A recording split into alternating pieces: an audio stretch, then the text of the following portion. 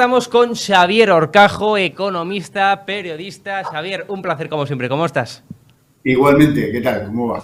Bueno, pues viendo la guerra interna que hay en el gobierno de España, es decir, sector Podemos, sector PSOE, el tema de la cumbre de la OTAN, muy antimilitaristas los de Podemos, eso sí, no se pierden un viaje en Falcon a Estados Unidos, hipocresía tras hipocresía y guerra tras guerra. Xavier, ¿cómo va a acabar esto?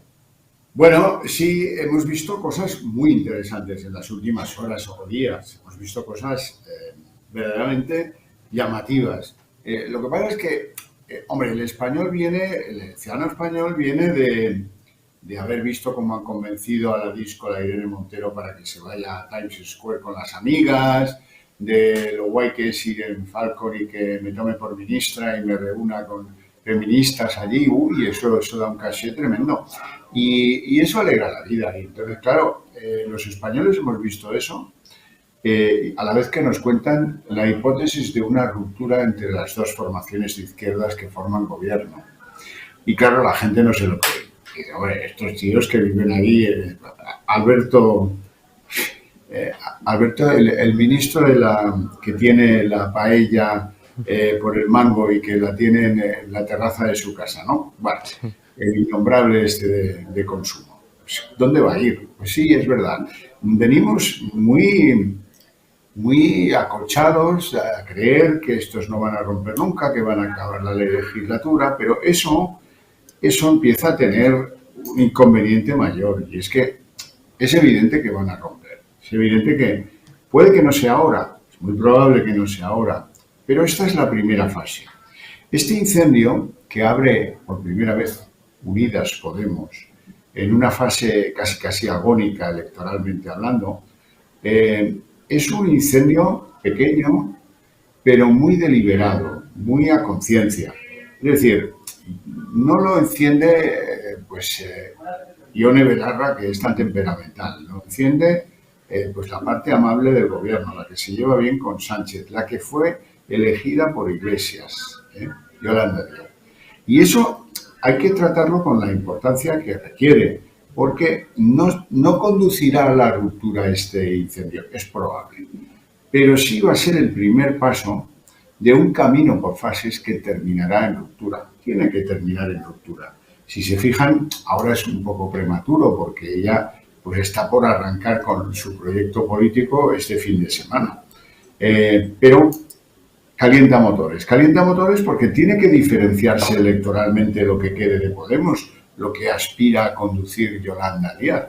Tiene que diferenciarse de Sánchez. Sánchez hace una serie de cabriolas en las que ahora le da por ser atlantista, pero de repente pues se le da por decir que hay poderes ocultos detrás del Partido Popular, cosas por el estilo. Es decir, si yo fuera consultor de Yolanda Díaz, le establecería, vistas las elecciones de Madrid, de Castilla y León y de Andalucía, le establecería la urgente necesidad de diferenciarse, de mandar un mensaje al electorado de yo soy la de izquierdas de verdad y este tío es el amigo de Joe Biden, el que pone destructores en rota, el que manda dinero de mantequillas a cañones, de enseñanza y de sanidad a Phantoms y a no sé qué. Esa es una lectura que va a llegar. ¿Cuándo va a llegar? Probablemente ahora no. Pero este es el primer paso. El primer paso que, como digo, enciende la llama la señora Yolanda Díaz y no otros más radicales clásicos de la formación podemita. Lo que pasa es que en tiempos de verano, de sequía, de altas temperaturas, de la hierba muy seca, cuando uno prende un fuego en el monte, lo controla mientras lo prende. Un minuto después lo controla el viento. Un minuto después lo controla la naturaleza. Y ya no lo controla el que lo prende. Y ese es el origen de la mayor parte de los incendios en España. En los políticos también. Una vez la señora Díaz ha prendido la mecha de su pequeña fogata, que a lo mejor nunca pretendió que llegara más, deja de controlarla. Y nos encontramos a un tal Sánchez que tiene, la verdad se ha dicho, casi todo hecho, que lo que pueda tener por hacer va a venir forzado por la economía y va a ser grave y va a ser complejo, y para eso tiene el apoyo del Partido Popular, y que perfectamente puede ser Sánchez el que a la vista de la hoguera decida coger un fuelle y avientar la pequeña hoguera y convertirla en el punto de ruptura que también él va a tener que producir pues bastante antes de las elecciones. ¿Puede Sánchez gobernar con un espacio en el que tenga que pactar con el Partido Popular? Desde luego que sí. La ductilidad de Sánchez es prodigiosa. Sánchez, pues ya lo visteis cuando empezó todo esto, ¿no? De repente él no podría dormir con Pablo Iglesias de aliado en el gobierno. Bueno, en 24 horas 24 pues se daban un abrazo fraterno. Lo mismo va a pasar el día de su ruptura. Por lo tanto, no echen a humo de pajas estos conatos de ruptura, porque alguno de ellos, tal vez no sea este, pero alguno de ellos va a ser el definitivo y se va a producir. Esa ruptura se va a producir porque conviene a las dos partes. Conviene a las dos partes. Sánchez ya ha fagocitado todo lo posible, pero también acusa recibo de unas elecciones, las de Madrid, las de Castilla y León y las de Andalucía, en las que su formación política se está derritiendo. ¿Por qué? Se derrite porque a la gente que votó socialista siempre le parece un gobierno muy radical, le parece un gobierno que está por cosas como la memoria democrática, que se apoya demasiado en Bildu. Piensen en Felipe González y verán a qué esquema mental de votante socialista me refiero. Claro, no, a lo mejor no es suficiente para que voten al Partido Popular. Para muchos sí lo es, pero para otros no lo es. Ahora, para exigir un cambio de rumbo, si quieren mi voto, si no me iré a la abstención. Yo a estos tíos no los voy a votar, a estos radicales, ¿qué tal? Que fíjate tú. Bueno, eso lo he oído yo 1000 veces y seguramente ustedes también. La cuestión es que en alguno de esos conatos tómenselo en serio, porque cada vez está eso más cerca y en alguno de esos conatos se va a romper lo que hasta ahora ha sido una coalición en la que unos, además, es verdad que los de Podemos tienen algún argumento, esta vez algún argumento de peso. Les obligaron a hacer mutis durante la cumbre de la OTAN. Hicieron el mutis, un silencio sepulcral prácticamente. Bueno, algunos le pagaron con un viaje a Nueva York y a Washington y tal, pero es igual. Los otros se quedaron aquí, capearon el temporal, no salieron en ninguna parte. Como dice Isabel Rodríguez, no, las preguntas de Melilla las contesto yo. Bueno, pues las preguntas de la OTAN también las contesto yo. Y el dinero, toda esta eventualidad de si conocieron o no conocieron la entrega de los 1.000 millones estos a defensa y tal, eso es una excusa y se ve desde muy lejos que es una excusa. Es decir, que cuando la señora Yolanda coge ese paquetito de paja y le pega fuego en mitad de Moncloa, es consciente de que está liando la parda.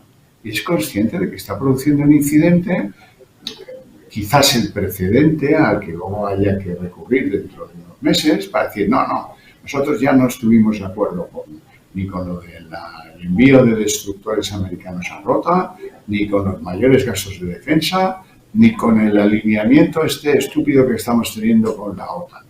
Nosotros estamos en la izquierda, pues, anti-otanista, que tuvo un espacio aquí, de corte pro-Putin, que de eso se habla poco aquí, en España, pero a verlo, haylo, y el reproche en este caso, el otro que tiraba de las brasas de la hoguera una semana antes era el propio Sánchez, cuando decía eso de ustedes son equidistantes, no se puede estar con el agresor y con el que agrede. Bueno, pues a eso me refiero. Es una acusación muy seria, casi prerupturista, es decir, no puedo estar contigo porque tú estás más cerca de Putin que de Ucrania. Bueno, ahora hemos visto que al otro lado también le apetece estirar de la cuerda, al otro lado también le apetece prender la mecha al menos de la fogata. ¿Y en qué va a quedar todo esto? Pues hombre, cuesta convencer a los españoles de que esto pueda acabar en ruptura tan fácilmente. Probablemente pues necesite un tiempo de maduración, pero va a ser un incendio por fases. Sí. La primera estamos asistiendo a ella y luego vendrán otras según vaya creciendo la influencia del espacio político que pretende crear Yolanda Díaz, y al final será de interés mutuo, como ya empieza a ser, pues la ruptura. Cuando al gobierno, ¿qué le queda al gobierno? Es que aquí siempre estamos hablando del adelanto electoral y tú ya sabes que yo soy un firme partidario de la creencia de que no acaba la legislatura. Lo llevo manteniendo mucho tiempo. ¿Qué va a pasar aquí cuando se marche el último turista? Cuando el último turista apague la luz porque se haya ido del hotel. Cuando retiren las heladerías. Me hace esto mucha gracia porque resulta que en el sitio en Navidad te puedes comer un helado en la calle. En España no, porque a la que sale la primera nube, desaparecen los heladeros. Bueno, en esa singular Europa resulta que a nosotros nos toca bailar con la más fea. Habrá subido pues la rentabilidad de la deuda española, tendremos problemas de prima de riesgo, volveremos a aquella circunstancia en la que los frugales europeos se llevarán las manos a la cabeza y dirán, ¿pero qué habéis hecho? Españoles, otra vez ahí nos tenéis italianos, griegos, tal, bien. Y este gobierno pues estará con una inflación desgobernada completamente. Ya no tendrá gente a la que cortarle el cuello, ni el presidente del Instituto Nacional de Estadística, ni la del CNI, todo. Bueno, alguno quedará, pero esos golpes de efecto ya están muy quemados, o sea, no se los cree nadie. Lo evidente es que el crecimiento no remonta, que sigue muy bajito, 0,2%, que la inflación es un azote, que no sabemos qué pasará con los precios de los combustibles en otoño, y eso hace que este país no tenga opciones. Nos va a ir mal. Y todas las decisiones de Sánchez de contarnos películas, no, mira, ahora voy a hacer fijos a 67.000 sanitarios. Por ejemplo, este tipo de trola, semitrola, media verdad. Voy a dar unas ayudas de 400 euros a los jóvenes, te acordarás, para que compren cualquier cosa menos libros. No llegó nada. No llegó nada, por supuesto. Ahora dicen que es que técnicamente es muy complejo y que tal vez hablaremos de ello en septiembre. Y así con todo. Esto es no tiene el menor respeto, es una especie de tío que no tiene factor inhibitorio ante lo que es su palabra, la palabra dada, la palabra empeñada, y ya está. No, este funciona por otro tipo de parámetros, por unos parámetros muy coyunturales, de escasa comprobación, con mucho marketing detrás. Por ejemplo, dice primero Calviño y luego Sánchez, el crecimiento es robusto. No, mire usted, robustos son los puros. El crecimiento es fijo, estable, prodigioso. El otro día, los datos del paro, que eran francamente, hombre, no eran malos, pero buenos tampoco. Dice este hombre, son formidables. Lo dijo Sánchez, estos datos son formidables.